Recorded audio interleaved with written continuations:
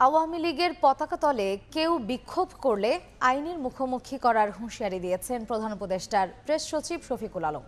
জুলাই হত্যাকাণ্ডের বিচার না হওয়া পর্যন্ত দলটিকে কোনো কর্মকাণ্ড চালাতে দেয়া হবে না বলেও সাফ জানান তিনি। নৃশংস হত্যাযজ্ঞের 6 মাস না যেতেই কি করে দলটি কর্মসূচি ঘোষণা করে, এমন প্রশ্ন তুলেছেন জাতীয় নাগরিক কমিটির মুখ্য সংগঠক সার্জিস আলম। এছাড়া বিএনপি, বিপ্লবী ওয়ার্কার্স পার্টি সহ বিভিন্ন দলের নেতারা আওয়ামী লীগকে প্রতিহতে একাত্রা থাকার ঘোষণা দিয়েছেন।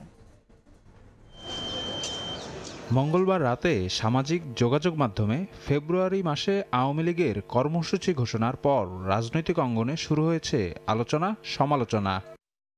দলটির পতাকা তলে অবৈধভাবে কেউ বিক্ষোভ করলে তাকে আইনের মুখোমুখি করা হবে বলে হুঁশিয়ারি উচ্চারণ করেছেন প্রধান উপদেষ্টার প্রেস সচিব শফিকুল আলম। ফরেন সার্ভিস একাডেমিতে ব্রিফিংয়ে তিনি বলেন, সংস্কার কমিশনগুলোর চূড়ান্ত রিপোর্টের ভিত্তিতেই ফেব্রুয়ারিতে আগামী নির্বাচনের সম্ভাব্য তারিখ ঘোষণা করা হবে। যতদিন না তাদের লিডারশিপকে ট্রায়ালের মধ্যে আনা হচ্ছে, যতদিন না তাদের অ্যাকাউন্টেবিলিটির মধ্যে আসছে, ততদিন তাদের কোনো প্রোটেস্ট করতে দেওয়া হবে না। ফেব্রুয়ারি মাসের মাঝ বরাবর সমস্ত রিফর্মের রিপোর্টগুলো পাওয়ার পরে কনসেনসাস কমিশন কাজ করবেন।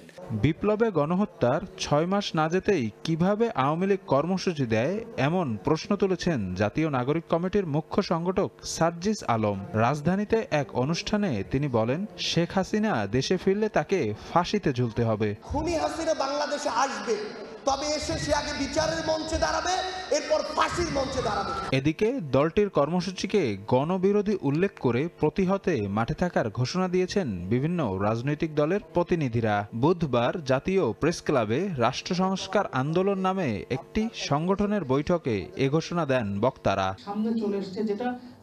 16 বছরের অপকর্মের বিচার না হওয়ায় আওয়ামী লীগ কর্মসূচি ঘোষণার সাহস পেয়েছে বলে মন্তব্য করেন বিপ্লবী ওয়ার্কার্স পার্টির সাধারণ সম্পাদক সাইফুল হক। আর বিএনপি চেয়ারপারসনের উপদেষ্টা জহিরুদ্দিন স্বপন বলেন, আওয়ামী লীগের কর্মসূচি মোকাবেলায় রাজনৈতিক দলগুলোর সঙ্গে জনগণও সজাগ রয়েছে। যাদের বিচার হওয়া দরকার, আইসিটি ট্রাইব্যুনালে যারা এখন বিচারের মুখোমুখি গণহত্যার জন্য 16 বছরের যে অপরাধ এই দেশ এবং তার জনগণের বিরুদ্ধে, যে অপরাধের সুনির্দিষ্ট বিচার হওয়া দরকার, তারা আবার ফিরে আসতে চান, এটা এক ধরনের ঔদ্ধত্যের বহিঃপ্রকাশ। আওয়ামী লীগের যে কোনো পদক্ষেপকেই শুধু বিএনপি নয়, বাংলাদেশের শুধু রাজনৈতিক বিভিন্ন দল নয়, আমি মনে করি যে আপামর জনগণই সেদিকে নজর রাখছেন। ভারতে বসে কর্মসূচি ঘোষণা শেখ হাসিনার বালখিল্যতা বলেও উল্লেখ করেন বক্তারা। ভারত সরকারকে বলবো ওনাকে ভালো চিকিৎসা দেন, কারণ ওনার মানসিক চিকিৎসার খুব দরকার। শফিক মুন্সি, সময় সংবাদ, ঢাকা। অন্তর্বর্তী সরকারকে সঠিক পথে আনতে আন্দোলনের ইঙ্গিত দিলেন বিএনপির স্থায়ী কমিটির সদস্য সালাহউদ্দিন আহমেদ। বলেন, 5 আগস্ট নির্বাচন দিয়ে স্মরণীয় রাখতে পারে সরকার। মুক্তিযুদ্ধের সঙ্গে অন্য কিছুর তুলনা করা ঠিক হবে না বলেও মত তার।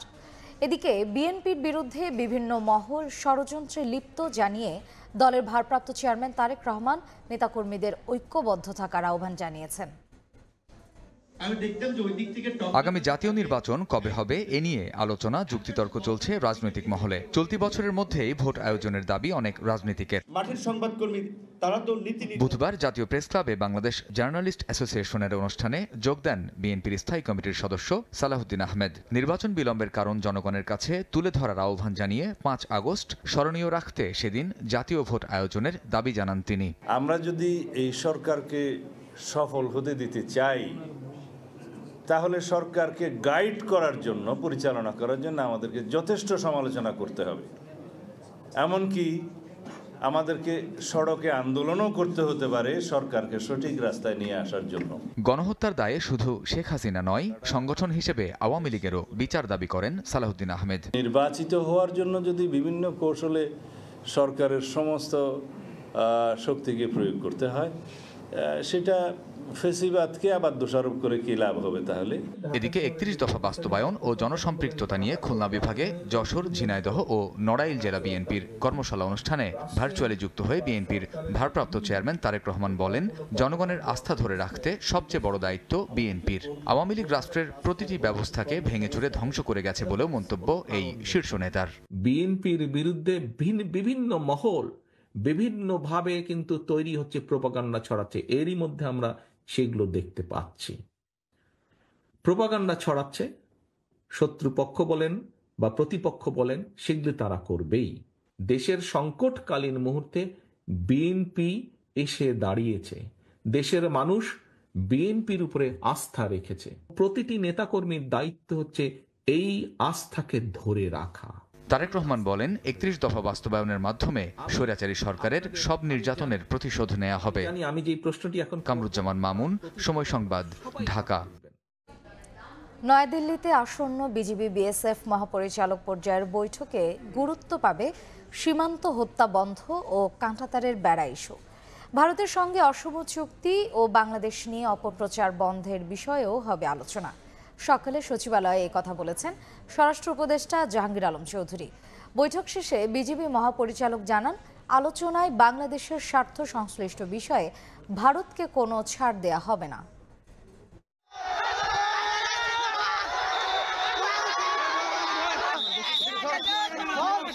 সম্প্রতি বাংলাদেশ সীমান্তের কয়েকটি অংশে ভারতের বেড়া নির্মাণকে কেন্দ্র করে বিজিবি বিএসএফ এবং স্থানীয়দের মধ্যে উত্তেজনাকর পরিস্থিতির সৃষ্টি হয়।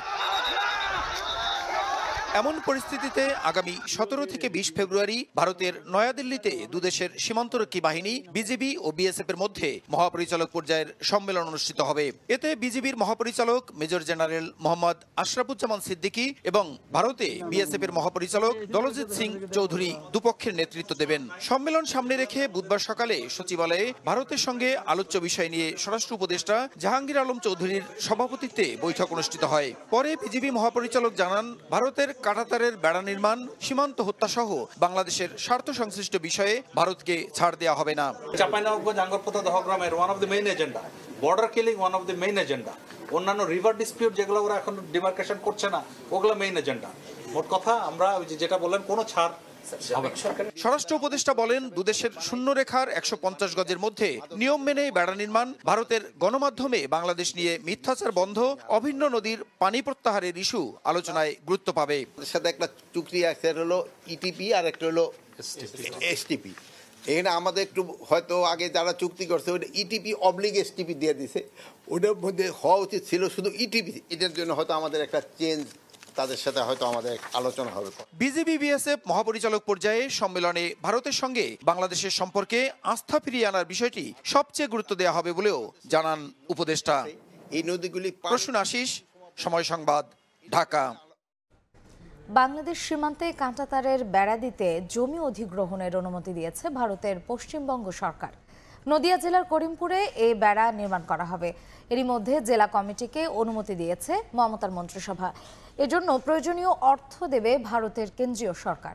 জমি অধিগ্রহণের পর সীমান্তরক্ষী বাহিনী বিএসএফকে তা হস্তান্তর করা হবে।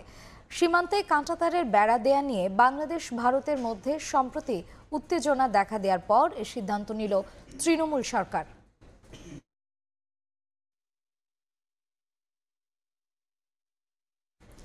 শেখ হাসিনা কন্যা সাইমা ওয়াজেদ পুতুলের সূচনা ফাউন্ডেশনের দুর্নীতি খুঁজতে যেয়ে প্রতিষ্ঠানেরই অস্তিত্ব খুঁজে পায়নি দুদক।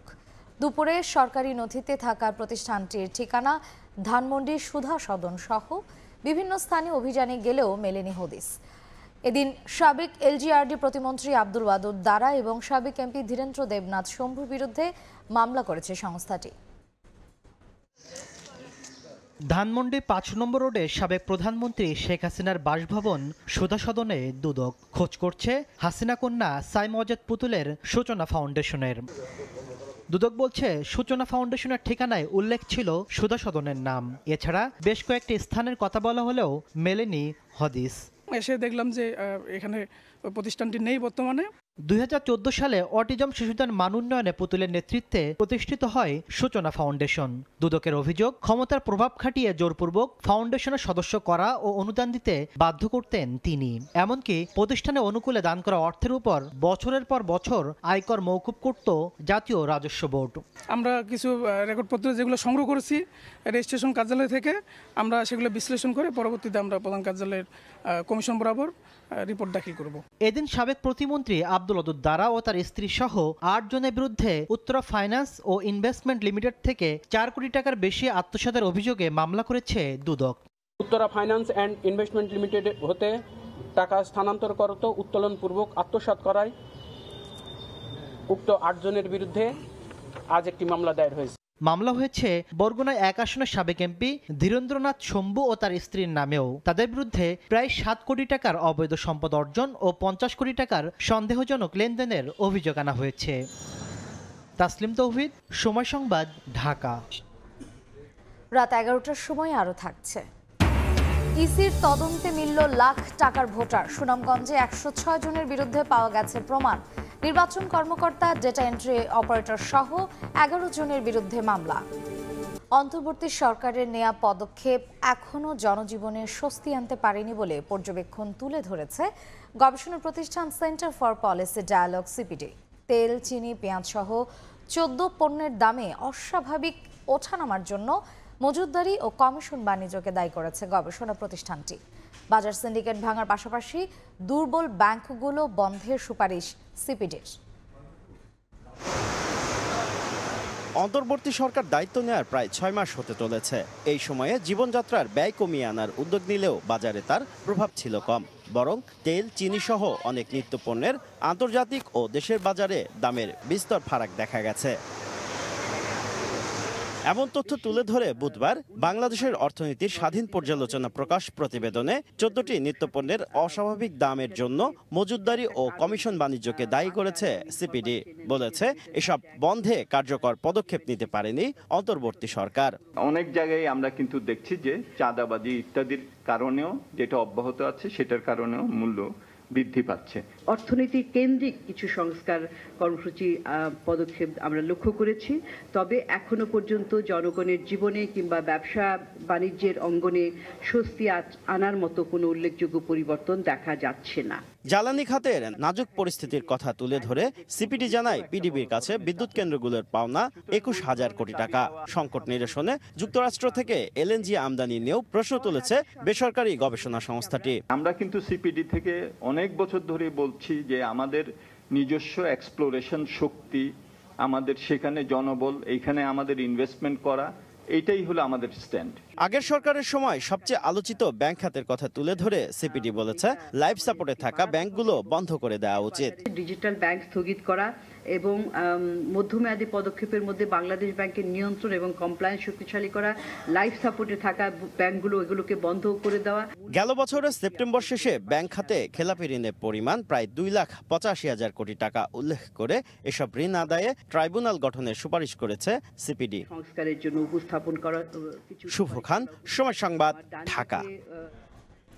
অন্তর্বর্তী সরকার জনপ্রিয়তা হারালে জুলাই অভ্যুত্থান নিয়ে আওয়ামী লীগ তাদের প্রোপাগান্ডা সত্য বলে প্রতিষ্ঠার পাঁয়তারা চালাবে, এমন মন্তব্য করেছেন প্রধান উপদেষ্টার প্রেস সচিব শফিকুল আলম।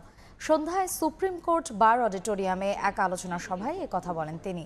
শফিকুল আলম আরও বলেন, অন্তর্বর্তী সরকার সত্য উদ্ঘাটনে কাজ করছে, আর এর বিপরীতে আওয়ামী লীগ সত্য পাল্টানোর পাঁয়তারা করছে। সভায় ব্যারিস্টার সারা হোসেন বলেন, জুলাই অভ্যুত্থানকে কেন্দ্র করে জাতিসংঘের তদন্ত প্রতিবেদন একটা মাইল ফলক তৈরি করবে। আওয়ামী লীগ বিচারহীনতার যে সংস্কৃতি তৈরি করে রেখেছিল সেখানেও সংস্কার প্রয়োজন বলেও মন্তব্য করেন আইনজ্ঞরা।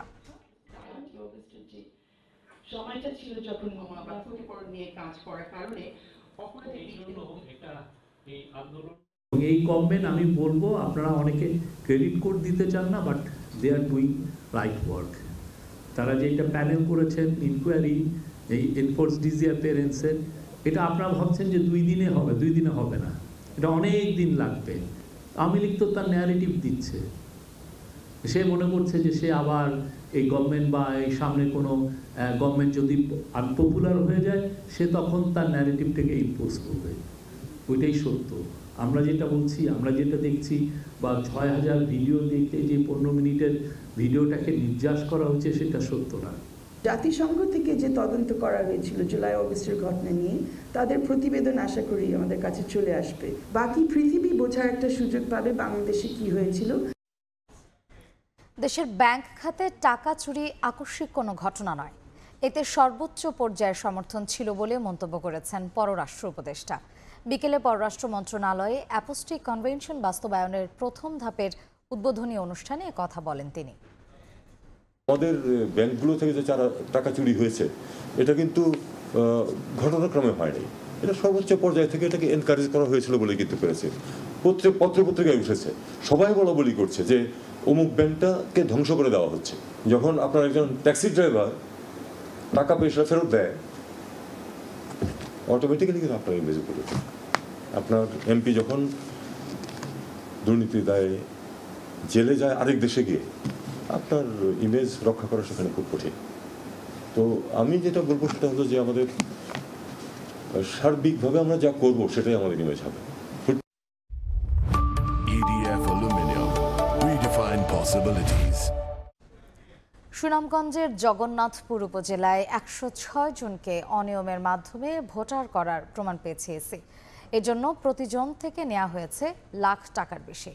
জালিয়াতির ঘটনায় জগন্নাথপুর থানা নির্বাচন কর্মকর্তা ও ডাটা এন্ট্রি অপারেটরকে প্রধান করে মোট 11 জনের বিরুদ্ধে মামলা করেছে নির্বাচন কমিশন, যাদের মধ্যে 9 জন অজ্ঞাত আসামি।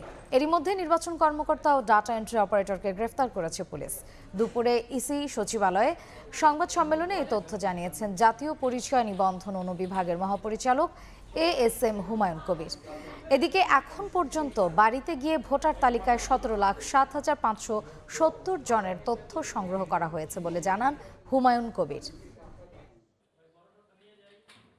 থাম্ব ইমপ্রেশন আরেকজনেরটা দিয়ে ভোটার বানানো হচ্ছে, তারই আলোকে আমরা এই কাজটা করেছি এবং এই ক্ষেত্রে আমরা মনে করছি যে আমরা সঠিকভাবে ওদেরকে ধরতে পেরেছি। আমরা তাদের বিরুদ্ধে মামলা করি, যেটা গতকাল এই মামলাটি দায়ের করা হয়েছে। মামলার আসামি 2 জন, একজন হচ্ছে থানা নির্বাচন অফিসার ইটসেলফ, যার নাম মুজিবুর রহমান, এটা হচ্ছে জগন্নাথপুর সুনামগঞ্জ। আর একজন হচ্ছেন জুবাইর রহমান, উনি ডাটা এন্ট্রি অপারেটর। তা আমরা আশা করি সেই চক্রটা এখন একটু ভাঙা সম্ভব হবে। ভোলায় বাস ও সিএনজি চালিত অটোরিকশা শ্রমিকদের সহিংসতার জেরে চলা পরিবহন ধর্মঘট প্রত্যাহার করা হয়েছে। জেলা প্রশাসকের মধ্যস্থতায় রাতে এই সিদ্ধান্ত হয়েছে। এদিকে বরিশালেও কর্মবিরতি প্রত্যাহার করেছেন শ্রমিকরা। ভোলায় বীরশ্রেষ্ঠ মোস্তফা কামাল বাস টার্মিনালে অবৈধ যান ও স্থাপনা অপসারণ কেন্দ্র করে বাস ও সিএনজি চালিত অটোরিকশার শ্রমিকদের মধ্যে দ্বন্দ্ব নিরসনের জন্য রাতে বিশেষ সভা ডাকে জেলা প্রশাসন। 2 ঘন্টার বিশেষ সভায় বাস মালিক সমিতির ডাকা ধর্মঘট প্রত্যাহার করা হয়। এ সময় বৃহস্পতিবার সকাল থেকে জেলার অভ্যন্তরীণ রুটে বাস চলাচলের ঘোষণা দেওয়া হয়। এদিকে নিরাপত্তার দাবিতে ডাকা ধর্মঘট 13 ঘন্টা পর প্রত্যাহার করেছেন বরিশালের রূপাতলী বাস টার্মিনালের শ্রমিকরা। শুরু হয়েছে বাস চলাচল।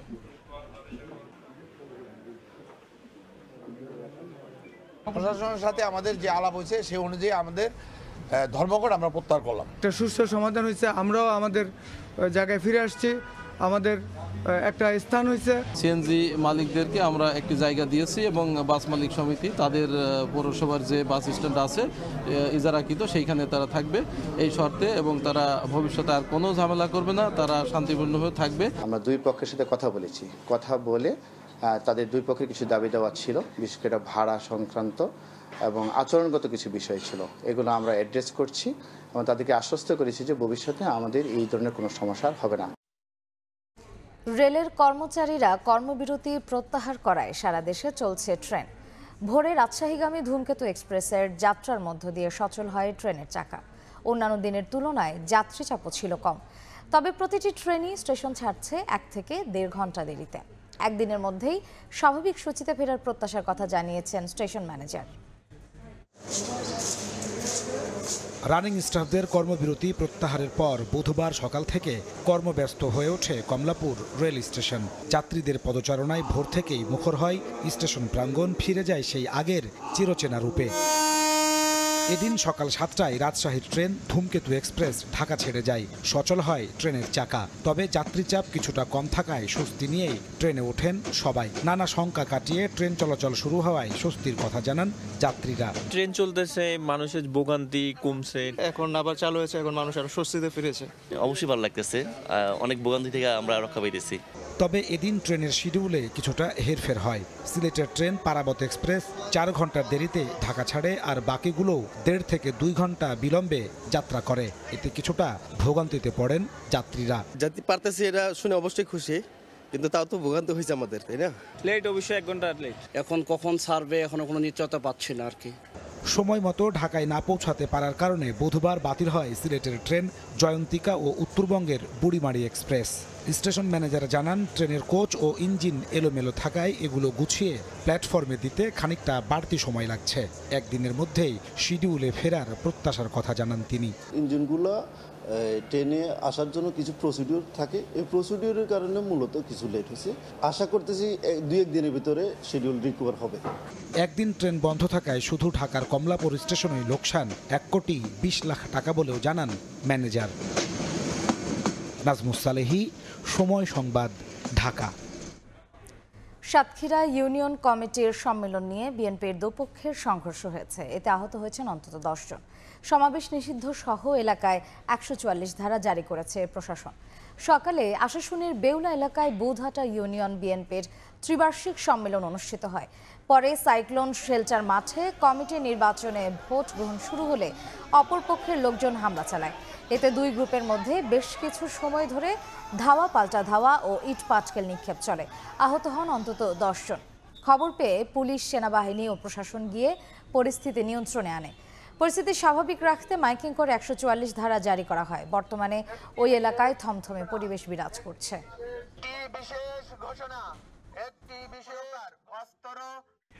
বিশ্ব ইজতেমার ময়দানে এবার প্রতিটি খিত্তায় থাকবে সাদা পোশাকে পুলিশ। ড্রোন ক্যামেরায় পর্যবেক্ষণ সহ 5 স্তরের নিরাপত্তা বলয় তৈরি করা হয়েছে। দুপুরে মাঠ পরিদর্শন করে কথা জানান পুলিশ প্রধান। এদিকে প্রায় 100% প্রস্তুতি সম্পন্ন হলেও এখনও ছোটখাটো কিছু কাজ করছেন আগত মুসল্লিরা। জীবন সায়ান্নে পৌঁছেছেন অনেক আগেই, কমেছে শারীরিক শক্তিও। তারপরও দমে যাননি 80 বছরের আব্দুল হায়াত। পরকালে লাভের আশায় এভাবে 1 সপ্তাহের বেশি সময় ধরে স্বেচ্ছাশ্রম দিচ্ছেন ইজতেমার ময়দানে। তার মতো নানা বয়সী ধর্মপ্রাণদের শ্রমে 160 একরের ময়দান এখন প্রায় প্রস্তুত বিশ্ব ইজতেমার মহা কর্মযজ্ঞের জন্য। ময়দানটাকে যে সাজানো হয়েছে এটা আল্লাহ তাআলার খাস মেহরবানি। বুধবার সকালে টঙ্গীর তুরাগ তীরের ময়দান পরিদর্শন করেন পুলিশের প্রধান বাহারুল ইসলাম। খুঁটিনাটি বিষয় পর্যবেক্ষণের পর জানান, প্রতি বছরের মতো এবারও নেওয়া হয়েছে নিশ্ছিদ্র নিরাপত্তা ব্যবস্থা। 5টি সেক্টরে ভাগ করে আমরা নিরাপত্তা সাজিয়েছি। 16টি ওয়াচ টাওয়ার থাকবে এবং সেই ওয়াচ টাওয়ার থেকে আমরা নিরাপত্তা ডিউটি দেখব, বাইনোকুলার দিয়ে আমরা দেখব। যে কোনো ধরনের নাশকতা কিংবা যে কোনো ধরনের ইল মোটিভ, আমার বিশ্বাস আমরা আপনাদের সহযোগিতা, আবারও বলি আপনাদের সহযোগিতা আমরা এগুলো মোকাবেলা করতে পারবো। 31 জানুয়ারি থেকে শুরু হয়ে 5 ফেব্রুয়ারি পর্যন্ত চলবে 6 দিনের প্রথম পর্বের 2 দফার বিশ্ব ইজতেমা। আর একদিন পরেই আল্লাহু আকবার ধ্বনিতে মুখরিত হবে 160 একরের টঙ্গীর তুরাগ তীর। আগামীতে সকল ভেদাভেদ ভুলে ঐক্যের মহাসম্মেলন ঘটবে এই ইজতেমাকে কেন্দ্র করে, এমনটি প্রত্যাশা সারা দেশ থেকে আসা স্বেচ্ছাশ্রম দেয়া আগত ধর্মপ্রাণদের। তোহা খান তামিম, সময় সংবাদ, টঙ্গী, গাজীপুর। বছরের 1 মাস পেরিয়ে গেলেও এখনও শিক্ষার্থীদের হাতে পৌঁছায়নি প্রাথমিক ও মাধ্যমিক পর্যায়ের সব পাঠ্য বই। তবে বিনামূল্যের সব বই বিক্রি হচ্ছে নীলক্ষেত সহ বিভিন্ন বইয়ের দোকানে। এনসিটিভি বলছে, বই সরবরাহে দেরির সুযোগ নিয়ে কালোবাজারে বিক্রি করছে অসাধু ব্যবসায়ীরা। শিক্ষাবিদরা বলছেন, দ্রুত বই শিক্ষার্থীদের হাতে পৌঁছানো না গেলে বন্ধ হবে না অসাধু ব্যবসায়ীদের দৌরাত্ম্য। শাকির আহমেদের রিপোর্ট। রাজধানীর নীলক্ষেত বেশ কয়েকটি দোকানে মিলছে প্রাথমিক ও মাধ্যমিক পর্যায়ের সব পাঠ্য বই। আইন অনুযায়ী এসব বই বিক্রি দণ্ডনীয় অপরাধ হলেও দিন দুপুরে চলছে বিক্রি। পাঠ্য বই বিক্রির কারণ জানতে চাইলে বিক্রেতার দাবি, অভিভাবক কিংবা স্কুল কর্তৃপক্ষের অনুরোধে এসব বইয়ের মূল কপি সংগ্রহ করে দেন তিনি। কখনো পিডিএফ থেকে প্রিন্ট করে বিক্রি করেন। আর এটির লেগে যদি এসে মিডিয়া করে বা সাংবাদিকরা ধরে এর জবাব দিয়ে কে করবে? হাতে গোনা দু একটি বই দিয়ে শুরু হয়েছে নতুন বছরের শিক্ষা কার্যক্রম। মাস পেরিয়ে গেলেও এখনো সব বই পায়নি শিক্ষার্থীরা। শুধু ঢাকার নীলক্ষেত নয়, সারা দেশেই বিক্রি হচ্ছে বিনামূল্যের পাঠ্য বই। এমনকি ঢাকায় বই ছাপিয়ে তা বিক্রির জন্য সারা দেশে পাঠানো হচ্ছে। ইতোমধ্যে অভিযান চালিয়ে দেশের বিভিন্ন স্থান থেকে বিপুল পরিমাণ বই জব্দও করেছে আইনশৃঙ্খলা বাহিনী। শিক্ষা গবেষকরা বলছেন, সময়মতো পাঠ্য বই শিক্ষার্থীদের হাতে না পৌঁছানোর কারণে সুযোগ নিচ্ছে অসাধু ব্যবসায়ীরা। যারা দায়িত্বে আছেন তাদের দূরদৃষ্টিতার অভাব এবং যে তারা আসলে যে এই কাজটাতে মানে পুরোপুরি দক্ষ না, এটা আসলে যে এক ধরনের ব্যর্থতার প্রমাণ দিলেন। খুব দ্রুত পাঠ্যপুস্তকের ব্যবস্থা করা দরকার শিক্ষার্থীদের জন্য। এনসিটিভি বলছে, কিছু কিছু প্রেস মালিক সঠিক সময়ে এনসিটিভিকে বই সরবরাহ না করে তা কালোবাজারে বিক্রি করছে। জড়িতদের বিরুদ্ধে নেওয়া হবে ব্যবস্থা। কিছু কিছু অসাধু প্রিন্টার এবং কিছু কিছু অসাধু ব্যবসায়ী এই কাজটি করছে। তো আমরা এগুলোর ব্যাপারে আমাদের গোয়েন্দা সংস্থাগুলি কাজ করছে, এনএসআই, ডিজিএফআই তারা কাজ করছে। এছাড়া দ্রুতই শিক্ষার্থীদের হাতে সব বই পৌঁছাতে মনিটরিং ব্যবস্থা জোরদার করা সহ বেশ কিছু উদ্যোগ নেয়ার কথা জানিয়েছেন এনসিটিভির চেয়ারম্যান। শাকির আহমেদ, সময় সংবাদ, ঢাকা। সরকার পতনের পর বেক্সিমকোর মতো শিল্প প্রতিষ্ঠানের করুণ পরিণতির জন্য ঋণ নির্ভরতাই দায়ী বলে মনে করেন পরিকল্পনা উপদেষ্টা ওয়াহিদুদ্দিন মাহমুদ। বলেন, বিগত দিনে অর্থনীতি নিয়ে ভুল তথ্য উপস্থাপন করায় বিভ্রান্তি তৈরি হয়েছে। ভবিষ্যতে এর জন্য যাতে মাসুল গুনতে না হয় সেজন্য আইন তৈরি করা হচ্ছে। 2013 সালে দেশে মোট আর্থিক প্রতিষ্ঠান ছিল ৭৮,১৮,৫৬৫টি। বর্তমানে তা বেড়ে দাঁড়িয়েছে ১,১৮,৭৭,৩৬৬টিতে। বাংলাদেশ পরিসংখ্যান ব্যুরো বিবিএস প্রকাশিত অর্থনৈতিক শুমারি 2024-এর প্রাথমিক প্রতিবেদনে এ তথ্য উঠে এসেছে। প্রতিবেদন প্রকাশ উপলক্ষে বুধবার বিবিএস মিলনায়তনে আয়োজিত অনুষ্ঠানে অংশ নিয়ে বাংলাদেশ উন্নয়ন গবেষণা প্রতিষ্ঠান BIDS এর সাবেক মহাপরিচালক বলেন, বিগত দিনে ভুল তথ্যের কারণে বিভ্রান্তি তৈরি হয়েছে অর্থনীতিতে। দ্রুত এই ত্রুটি দূর করার তাগিদ দেন তিনি। বিবিএস ওনাদের মতো করে একটা অ্যানালিসিস করবেন, একটা রিপোর্ট দেবেন এবং এখান থেকে আমরা অনেক জিনিস পাবো, কিন্তু হয়তো সব জিনিস পাবো না। এ সময় পরিকল্পনা উপদেষ্টা বলেন, আগামীতে দেশের অর্থনীতি যেন ভুল তথ্যের বলি না হয় সেজন্য আইন করছে সরকার। রাজনৈতিকভাবে ইনফ্লুয়েন্সড হয় কিনা, হয়তো বটেই হতো, সব আমলেই বেশি কম। এই জন্য আমরা একটা পরিসংখ্যান আইন তৈরি করছি। সরকার পতনের পর বেক্সিমকোর মতো শিল্প প্রতিষ্ঠানের করুণ পরিণতির জন্য ঋণ নির্ভরতাকে দায়ী করেন তিনি। রাতারাতি বড় হওয়া, ধনী হওয়া যে শিল্প গোষ্ঠী, এদের হিসাব করে এদের তো এখন অচল হয়ে আছে, তাদের শ্রমিকরাই আন্দোলন করছে। তাদের আর্থিক হিসাব থেকে দেখা গেল যে কিছুই নাই। প্রতিবেদনের তথ্য, গেল এক দশকে উৎপাদনশীল খাতের প্রবৃদ্ধি কমেছে 15.38%, তবে সেবা খাতে প্রবৃদ্ধি হয়েছে 91%। সাইফুল ইসলাম, সময় সংবাদ, ঢাকা। চট্টগ্রাম বন্দরের স্থায়ী আমানত হিসেবে বিভিন্ন ব্যাংকে রাখা 1300 কোটি টাকার ভবিষ্যৎ ক্রমশ অনিশ্চিত হয়ে পড়ছে।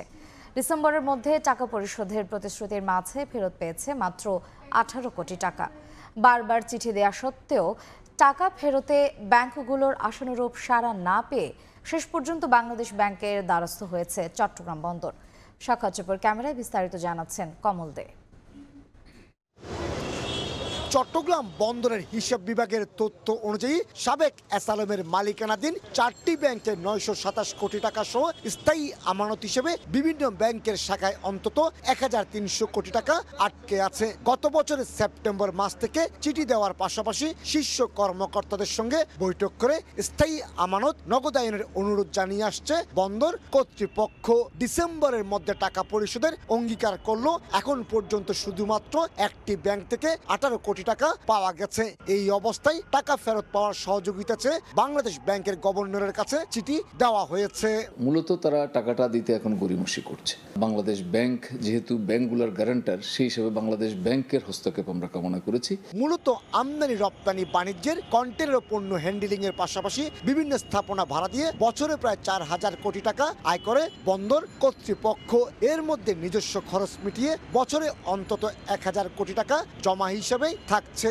আর এই টাকা নিয়েই জটিলতা চলছে। তবে এসব দুর্বল ব্যাংকে শত শত কোটি টাকা জামানত হিসাবে রাখা নিয়েও প্রশ্ন উঠেছে। যারা এই ব্যাংকের মালিক ছিলেন তারা অনেক প্রভাবশালী ছিলেন, তাদের প্রভাবে হয়তো রাখা হতে পারে, এরকম ঘটনাও ঘটতে পারে। আতঙ্কিত গ্রাহকেরা একযোগে টাকা তুলে নেওয়ায় ব্যাংকগুলোতে সাময়িক তারল্য সংকট সৃষ্টি হয়েছে। এ নিয়ে ব্যাংকের শাখা ব্যবস্থাপকেরা কোনো মন্তব্য করতে রাজি হননি। ব্যাংকগুলোর টাকা বন্দর কর্তৃপক্ষ কিভাবে পাবে, ফেরত পাবে, সেটা অবশ্যই বাংলাদেশ ব্যাংক নির্ধারণ করবে এবং সে টাকা তারা ফেরত পাবে।